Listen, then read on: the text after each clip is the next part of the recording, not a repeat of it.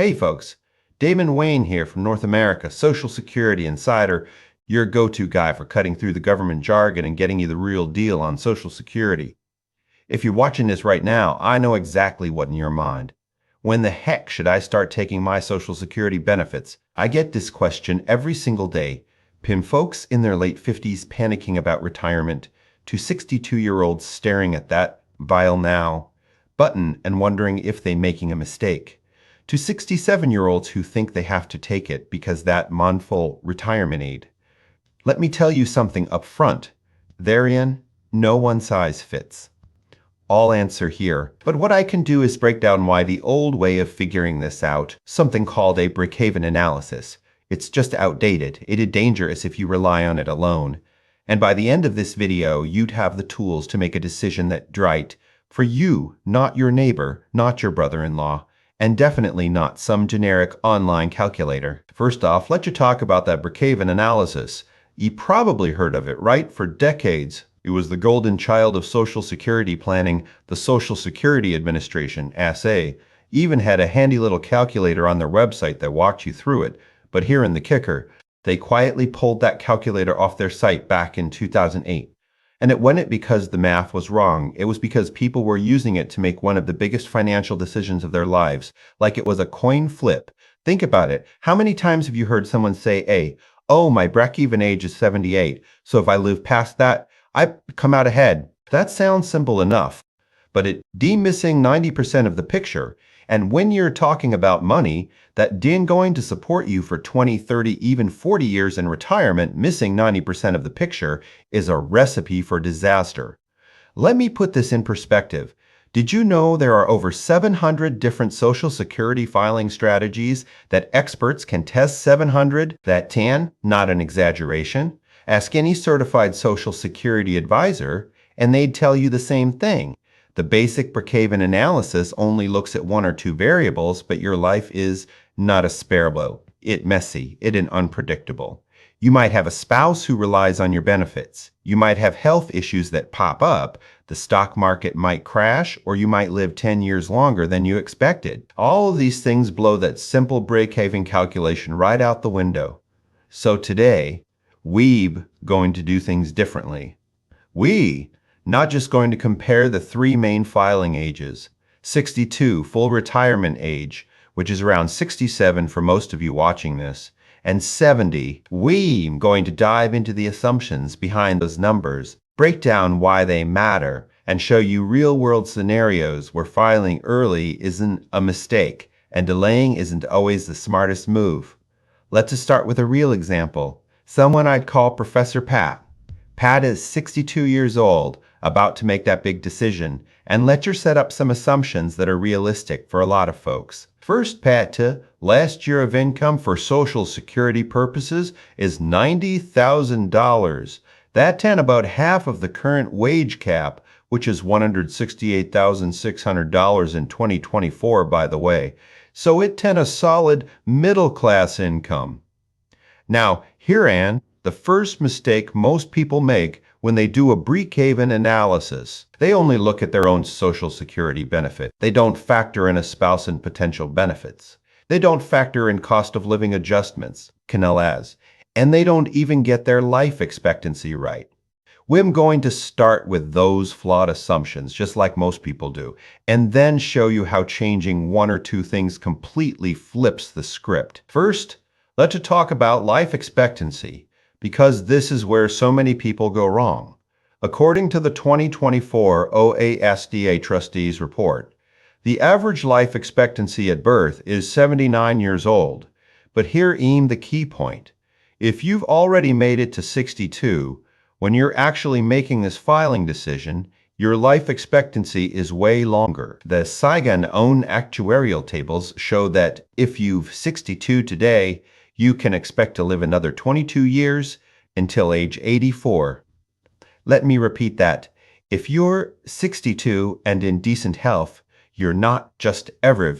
You've already beaten the odds of dying young. So why do so many people use 79 as their life expectancy when they've 62? Because they're looking at the wrong number. I've worked with hundreds of retirees and pre-retirees, and I can tell you this. Most financial planners and regular folks alike get this wrong if you're 62 in reasonably good health and don't have a family history of dying young, like everyone in your family passes away before 75. You should be planning for at least 84, maybe even 86 or 87, because medical advancements are getting better every year and people are living longer than ever before. For example, back in 1940, the average life expectancy at 65 was just 11.9 years for men and 13.4 years for women. Fast forward to 2024, and that number has jumped to 18.2 years for men and 20.8 years for women. That's a huge difference. So talking an extra 6 to 7 years of life on average. So if you're using an old life expectancy number, or the wrong one entirely, your Brookhaven analysis is already garbage. Next, let's talk about cost of living adjustments. The old Brookhaven analysis used to assume zero costs, which is ridiculous. Total as are how your Social Security benefit keeps up with inflation, and they can have a massive impact on how much money you get over your lifetime. The latest Cuddle A announced for December 2024, payable in January 2025, is 2.5%. That might not sound like much, but compounded over 20 years it adds up. And herein the kicker. COLE, as applied to your monthly benefit amount. So if you delay filing and get a higher monthly benefit, that 2.5% increase is applied to a bigger number, that trend the power of compounding. But for Social Security, we'll get into that more later, but for now let's stick with the flawed assumptions. Zero columnar, as no spouse, life expectancy of 84, to see what the numbers look like, just like most people do. So here N, Professor Patchen numbers. If Pat files at 62, the monthly benefit is $2,238. If Pat waits until full retirement age, 67, that monthly benefit jumps to $3,198. And if Pat delays all the way to 70, when the benefit stops increasing, the monthly check is $3,966. Now let's do the math over Pat's expected lifetime of 84. If Pat files at 62, that in 22 years of benefits. 22 years x 12 months, x $2,238 equals $615,702 total. If Pat files at 67, that's in 17 years of benefits. 17 times 12 times $3,198 equals $687,659 total. And if Pat delays to 70, that in 14 years of benefits. 14 times 12 times $3,966 equals $709,914 total. At first glance, it looks like a no-brainer. Delay it until 70, get the most money. But hold on, this is where the trouble starts, because this calculation is based on three big assumptions that almost never hold true in real life. No colas, no spouse, and a life expectancy of exactly 84. Let's change just one of those assumptions and see what happens first. Let's tweak the life expectancy. What if Pat's life expectancy is 81 instead of 84? That ain't just a 3-year difference. Something that could happen if Pat has a minor health issue or a family history of slightly shorter lifespans. Now let's recalculate. Filing at 62 to 19 years x 12 times $2,238 equals $509,844. Filing at 67 to 14 years x 12 times $3,198 equals $537,384. Filing at 70 to 11 years x 12 times $3,966 equals $523,416. All of a sudden, filing at full retirement, age 67, is the best option. Now, what if Pat's life expectancy is 78 years less than 84? Let's do that math. Filing at 62 to 16 years, x 12 times $2,238 equals $430,080. Filing at 67 to 11 years, x 12 times $3,198 equals $428,136. Filing at 70 to 8 years, x 12 times $3,966 equals $378,768. Now filing at 62 and filing at 67 are almost identical. within $2,000 over 16 years. And the optimal strategy here, it then actually filing at 65, which we haven't even considered yet. That and the problem with the basic Brookhaven analysis. It only looks at 3 ages, but the best age for you might be somewhere in between. Now let's add coal-as into the mix, because remember the old analysis ignores them, but they're a huge factor. Let's use the 2.5% coal-a that effective for 2025 and assume that coal-as average around 2.5% over the next 20 years, which is a reasonable assumption based on historical data. Let's go back to Pat T original life expectancy of 84. If Pat files at 62, the first monthly benefit is $2,238 and it increases by 2.5% every year. By the time Pat is 84, that monthly benefit would be around $3,700. The total over 22 years, approximately $783,000. If Pat files at 67, the first monthly benefit is $3,198, increasing by 2.5% each year. By age 84, that bear around $5,270 per month, and the total over 17 years is approximately $951,000. And if Pat delays to 70, the first monthly benefit is $3,966, increasing by 2.5% each year, totaling around $1,020,000 over 14 years. That's a massive difference, $237,000 more by delaying to 70 than by filing at 62, when you include COLAs. But wait, what if COLAs are higher? For example, in 2022, the AA was 8.7%, the highest in decades. If we had a few years of 5% or 6% COL, as that gap would get even bigger on the flip side. If K-Pro as are lower, like 1% or 2%, the gap shrinks, but it Pyman's still significant. The point is, ignoring cuddle F in your analysis is like trying to drive a car without a steering wheel. You might get somewhere, but it's probably not where you want to go. Now let's talk about the biggest mistake of all, ignoring your spouse. I can tell you how many times I've had clients come to me and say, I did the Brookhaven analysis and I'm going to file at 70 to get the most money. Then I ask them, do you have a spouse? And they say, a bolus.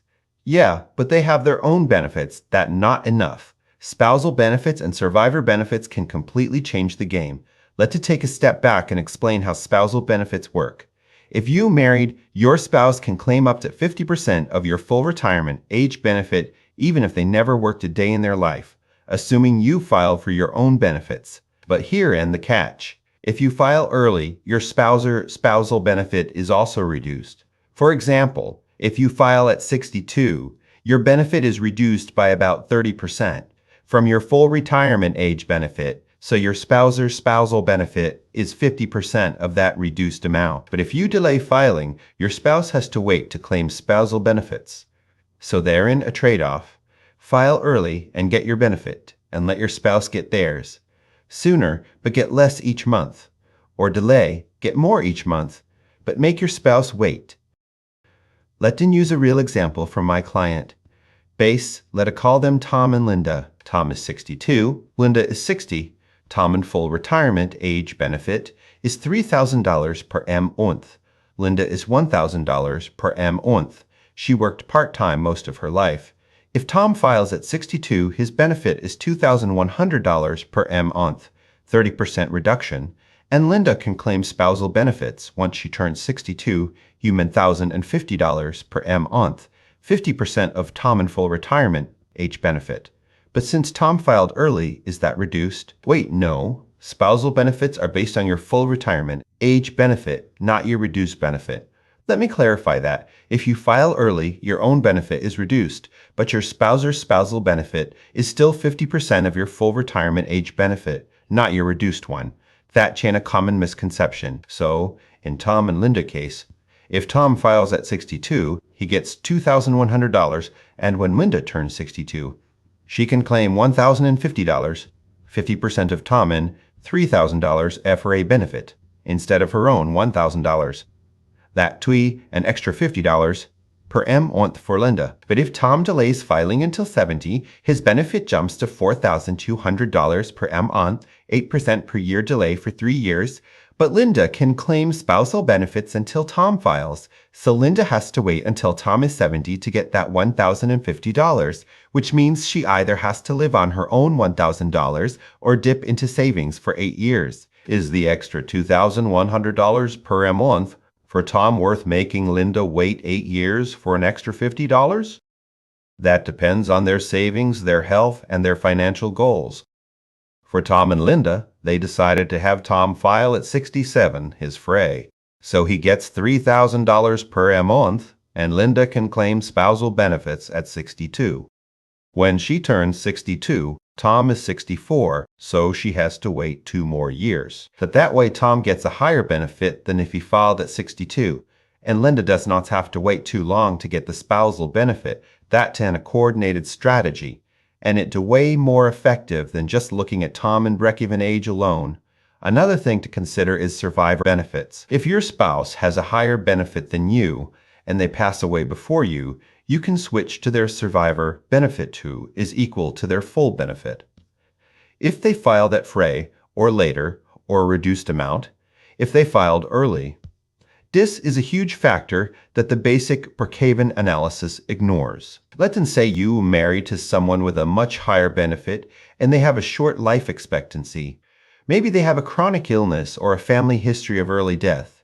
If you file early, you can collect your own benefit while they are alive, and then switch to their higher survivor benefit when they pass away. If you delay filing, you might miss out on collecting your own benefit for those years, and if your spouse passes away before you start collecting, you only get the survivor benefit. Let's then take another example. Sarah and Mike. Mike is 62. Sarah is 60. Mike has a fray benefit of $4,000. Sarah Wynn is $1,500. Mike has been diagnosed with a terminal illness and is not expected to live past 70. If Sarah files at 62, she gets $1,050 per month, reduced from her $1,500 FRA benefit. She collects that until Mike passes away, say when she's 68.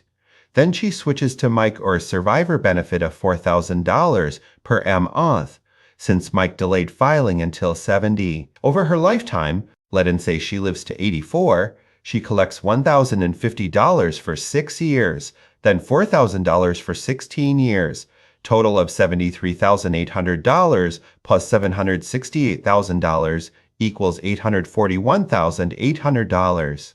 If Sarah had delayed filing until 70, she would get $2,100 per month, her own benefit delayed. But Mike passes away when she is 68, so she can switch to his survivor benefit then. She collects $0 for 8 years, then $4,000 for 16 years, total of $640,000. That's a difference of $201,800. So in this case, filing early was the smartest move. Though Sarah and Brookhaven age would have suggested delaying, that's why you can ignore survivor benefits. Now let's talk about the Social Security Administration decision to remove the Brookhaven calculator. As I mentioned earlier, they pulled it in 2008 because people were using it to make poor decisions. But why? Because the calculator only looked at your own benefit, ignored Kalal as ignored spouses, and used a one-size-fits, all life expectancy. The asset even said in a statement that the calculator was misleading because it didn't account for individual circumstance, and they write, personal finance is personal. What works for your neighbor might be a disaster for you. For example, your neighbor might be single, in perfect health, with $1 million in savings, so delaying until 70 makes sense. But you might be married, have a spouse with no benefits, and need the money to pay for medical bills, so filing at 62 is the right move.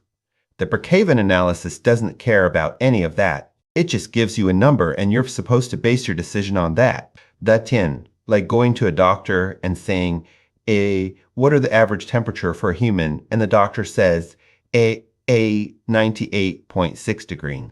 So you ignore your fever of 102 because it pretend above average. It's ridiculous. So does this mean you should forget about Brookhaven analysis entirely? Absolutely not. It's then a starting point, a passy way to get a rough idea of when you might back it even on your benefits. But it ain't not the final answer. To make the right decision. You need to consider three things. First, the Brookhaven calculation, just to get a baseline. Second, your individual circumstances, health, savings, family, financial obligations. And third, the other benefits filing might unlock spousal survivor tax advantages. Let's break down each of these. First, the Brookhaven calculation. Even though it's flawed, it is still useful to know. Your Brookhaven age is the age at which the total amount you've received from filing early equals the total amount you would have received if you delayed. For example, if you file at 62, you get less each month but start earlier. If you delay until 67, you get more each month but start later. The Brookhaven age is when those two totals meet. For most people, that between 77 and 82. But remember, that without COLAs is without a spouse and with a fixed life expectancy. So use it as a starting point, but don't stop there. Second, your individual circumstances. This is the most important part. Let us start with health. If you 62 and in poor health, maybe you have a chronic illness or you've had a major health scare, filing early might make sense. Because if you don't live past your Brookhaven age, you'd get more money by filing early than by delaying. I had a client a few years ago, let's you call him Bob, who was 62 and had just been diagnosed with heart disease. His Brookhaven age was 78, but his doctor told him he had a 50% chance of not living past 75. Bob decided to file at 62, and he passed away at 74. He collected benefits for 12 years, totaling $312,000. If he had delayed until 67, he would have collected for 7 years, totaling $264,000, so he made the right decision. He's got $48,000 more by filing early. On the flip side, if you're 62 and in great health, with a family history of living to 90, delaying until 70 might be the smart move. You'd get more each month, and you'd have more years to collect those higher payments.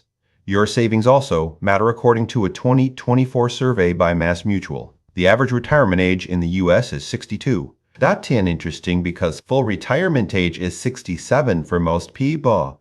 Why are so many people retiring early? The survey found that nearly half, 48% of retirees, retired earlier than planned, most commonly due to changes at work, 33%, being able to afford to retire sooner, 28%, illness or injury, 25%, or burnout, 17%. But just because you are retired doesn't mean you have to file for Social Security if you have a healthy nest egg or a pension. You can live on that for a few years while your Social Security benefit grows. Remember, every year you delay filing between 62 and 70, your benefit increases by roughly 8%, that's a guaranteed return, which is hard to beat in the stock market. If your investments are only getting a 5% or 6% return, it might make sense to delay your Social Security benefit and let that 8% growth work for you. But if you don't have any savings and you need the money to pay bills, filing early is okay. Social Security is supposed to be a safety net, and there are no shame in using it when you need it. Your financial obligations also play a role. Do you have a mortgage to pay off? Do you have adult children who rely on you for support? Do you have medical bills piling up? All of these things can make filing early necessary. For example, I had a client, Mary, who was 62, retired, and had a $50,000 medical bill from a recent surgery. She didn't have enough savings to cover it, so she filed for Social Security early to pay the bill. Was it the bottom-out decision mathematically? Maybe not, but it was the right decision for her because it allowed her to avoid going into debt. Money is supposed to make your life easier, not more stressful. If filing early relieves financial stress, that can win if it means you get less money over your lifetime. Third, the other benefits filing might unlock. We already talked about spousal and survivor benefits, but there and also the tax advantage. Your Social Security benefits can be taxable if your provisional income is above a certain threshold. Provisional income is your adjusted gross income plus any tax-exempt interest, plus half of your Social Security benefits. For 2024, if you're single, your benefits are taxable if your provisional income is above $25,000. If you're married filing jointly at TRAD above $32,000, up to 85% of your benefits can be taxable if your income is high enough. So, if you have low or no provisional income now, but you're expecting more income in the future, like a pension annuity payments or required minimum distributions, RMDs, from your retirement accounts after age 73, filing early can help you avoid taxes on your Social Security benefits until those other income sources kick in. For example, if you're 62 and have no other income, you can file early and keep your Social Security benefits tax-free. Then, when you turn 73 and start taking RMDs, you might have to pay taxes on some of your benefits, but you've already gotten several years of tax-free income. That's a smart strategy that the basic Brookhaven analysis never mentions. Now let's talk about 7 specific situations where filing early makes sense.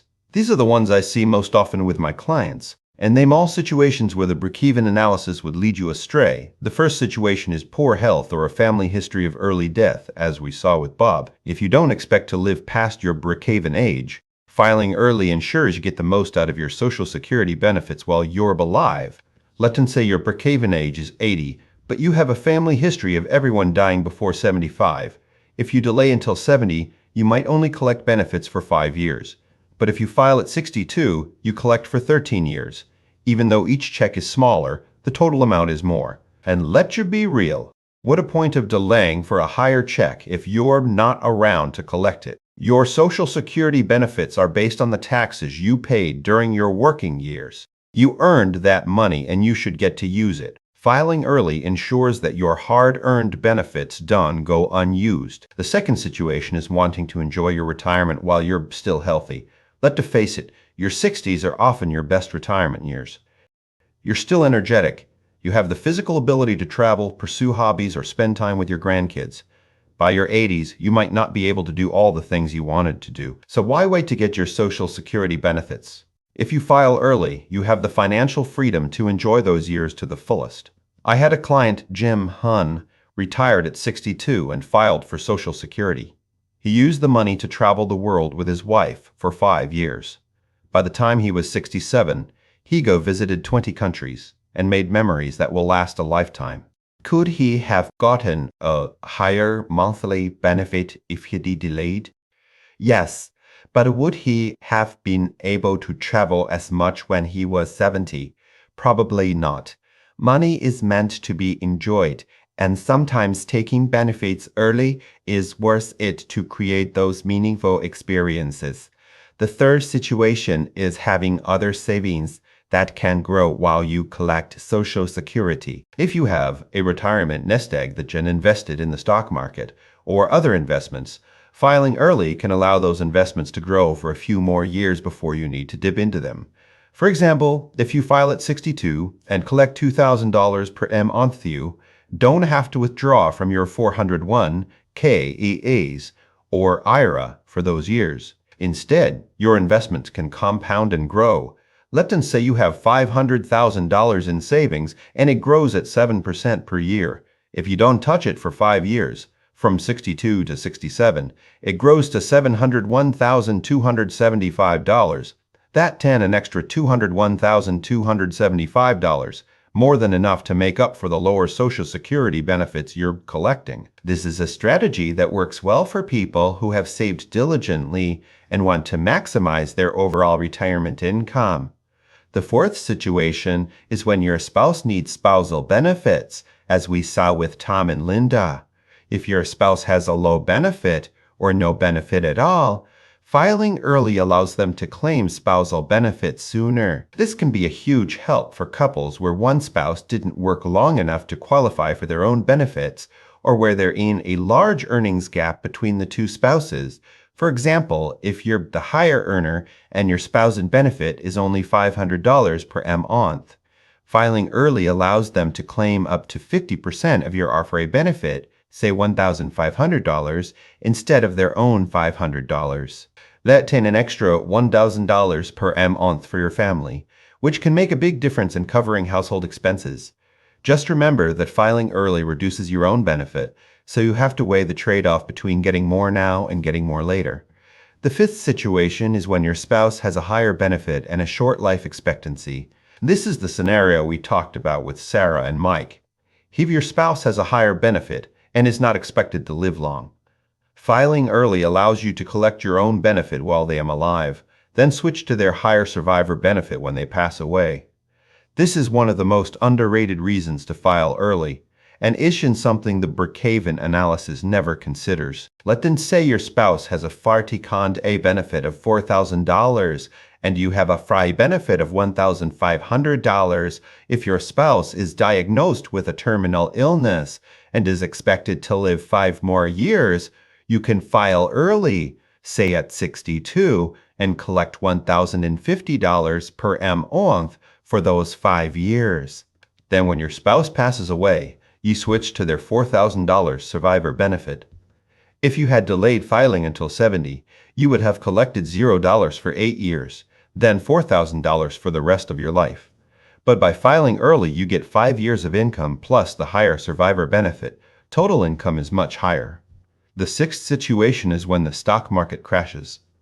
This is one of the least talked about reasons to file early, but it's a good one. If you're retired and drawing down your savings, and the stock market drops 30% or 40%, you don't want to sell your investments at a loss to pay for living expenses. Instead, you can file for Social Security early to cover your expenses, which gives your investments time to recover. Think back to the 2008 financial crisis. Stock markets dropped over 50%, and many retirees had to sell their investments at rock-bottom prices, wiping out years of savings.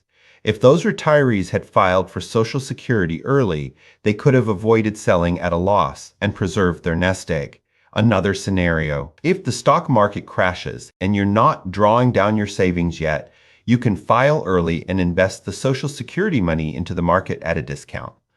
For example, if you file at 62 and get $2,000 per month, you can invest that money into stocks when they're cheap and then sell them when the market recovers for a profit. This is a way to use Social Security as a tool to take advantage of market opportunities, not just as a monthly check. The seventh and final situation is when you just need the money. Life does not always go according to plan. You might lose your job, have unexpected medical bills, or need to support a family member. In these cases, filing early is not a mistake, nor a necessity. Social Security is there to help you when you need it most, and there is no shame in using it. I had a client, Lisa, who was 62 and lost her job due to a company layoff. She had no savings and she needed to pay rent and buy groceries. She filed for Social Security early, and it allowed her to get back on her feet. A year later, she found a part-time job, but she was grateful for the Social Security benefits that got her through that tough time sometimes. The best financial decision is the one that keeps you afloat. Now let me talk about some common myths that people believe about Social Security filing. The first myth is that you have to file at full retirement age. That's not true. You can file as early as 62, as late as 70, or anywhere in between. There is no requirement to file at 67. It's just the age where you get your full benefit. The second myth is that filing early is always a mistake. As we've seen, there are plenty of situations where filing early is the smartest move. The third myth is that delaying until 70 is always the best move. Again, that's not true. If you don't live long enough, you'll miss out on years of benefits. The fourth myth is that your spousal benefits don't affect your decision. As we've seen, spousal and survivor benefits can completely change the game. The fifth myth is that the Brookhaven analysis is all you need. It's a starting point, not the final answer. Another thing to consider is the future of Social Security. According to the 2024 Trustees Report, the Social Security Trust Fund is projected to be depleted by 2034. That doesn't mean Social Security will disappear. Far from it. But it does mean that if no changes are made, benefits will be reduced by about 23% starting in 2034. So if you're 62 today, you'd be 70 in 2034. That means if you delay until 70, your benefit could be reduced by 23%, just as you start collecting it. Does that change your decision?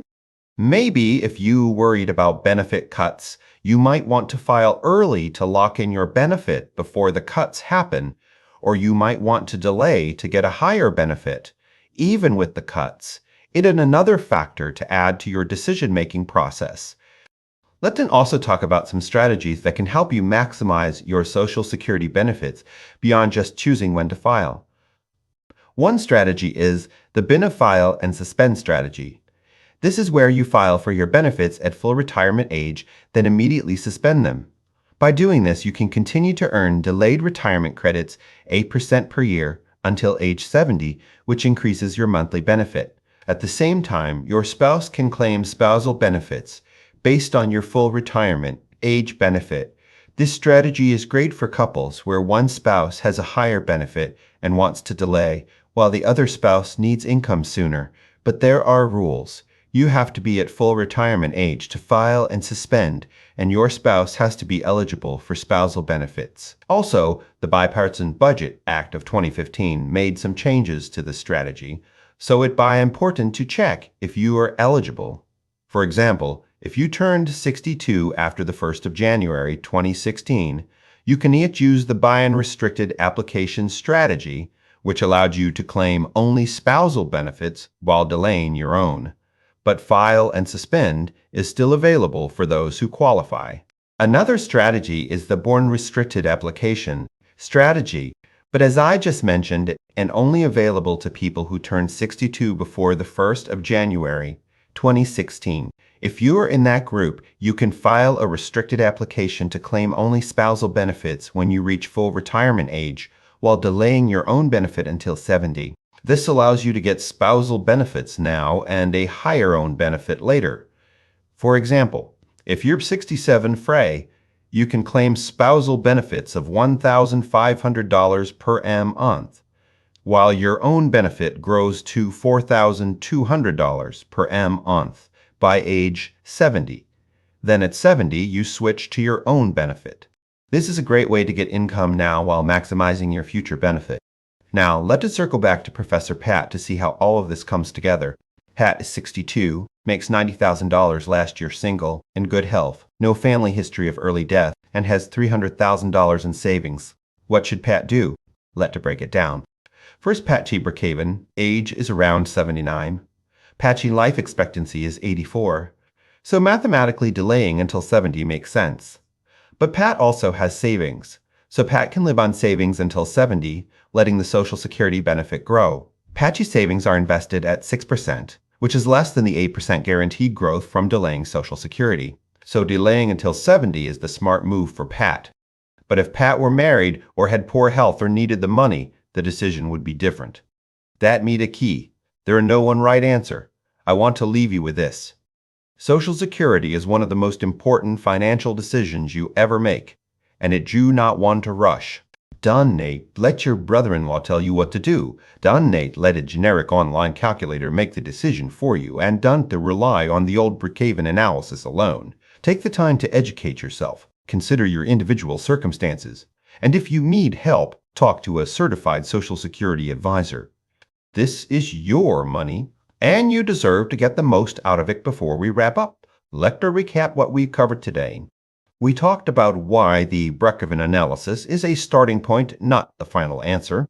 We looked at how life expectancy, Colorado L, and spouse benefits can completely change your decision. We discussed 7 situations where filing early makes sense, and we debunked some common myths. We also talked about the future of Social Security and some strategies to maximize your benefits. Remember, what is right for someone else might not be right for you. Your retirement is unique, and your Social Security decision should be too. Take your time, do your homework, and make a decision that you're confident in. Thank you for watching, folks. I will see you in the next video, and as always, stay informed, stay prepared, and take control of your financial future.